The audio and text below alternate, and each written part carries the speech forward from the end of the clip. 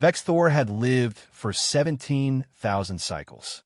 He had witnessed the birth of stars and the collapse of civilizations across 100 worlds.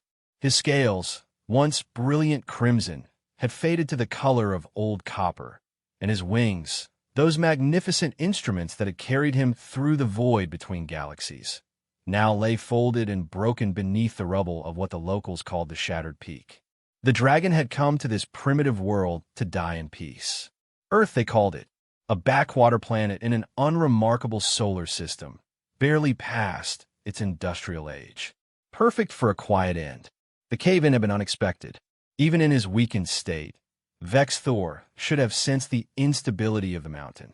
Perhaps he had wanted it this way, buried beneath stone, a tomb worthy of his ancient lineage. The boulders pressed down on his chest, each breath more labored than the last. His hearts, all three of them, beat in gradually slowing rhythm. This was acceptable. This was the way of things. Then he felt it. A small hand pressed against his snout. Vexthor opened one golden eye, the effort monumental. Through the gaps in the rocks, he could see a human child, no more than 8 solar cycles old, squeezing through a crevice that would have been impassable to any adult. The boy's face was streaked with dirt and tears, his small hands bloodied from crawling across sharp stone. "Don't die," the child whispered. "Please don't die." The dragon would have laughed if he had the strength. What did this fragile creature think it could do? Humans were barely beyond throwing rocks at each other. They knew nothing of the universe beyond their tiny blue marble. They were weak, short-lived, and utterly insignificant. Yet the boy didn't leave. Instead, he began to dig. His small hands tore at rocks that must have weighed more than he did.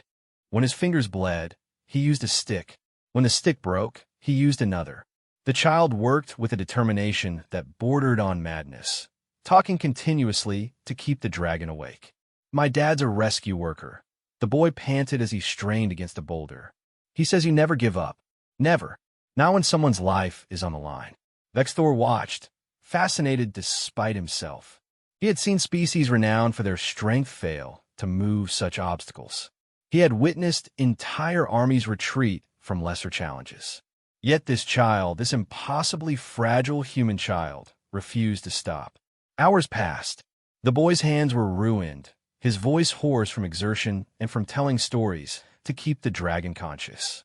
He spoke of his family, his dreams of becoming a rescue worker like his father, of a dog named Comet. Trivial things, human things.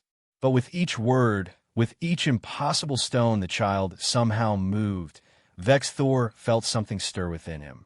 Not just his body, though the pressure on his chest had indeed lessened, but something deeper, something he thought had died millennia ago. Hope. When the boy finally collapsed from exhaustion, he had created a gap barely large enough for air to flow freely. It wasn't much. By any measure, it shouldn't have mattered. But Vexthor took a full breath for the first time in hours. His healing abilities, dormant for so long, flickered to life. His scales began to brighten, just slightly. The dragon looked at the sleeping child curled against his snout and understood something he had never grasped in 17,000 cycles across the cosmos.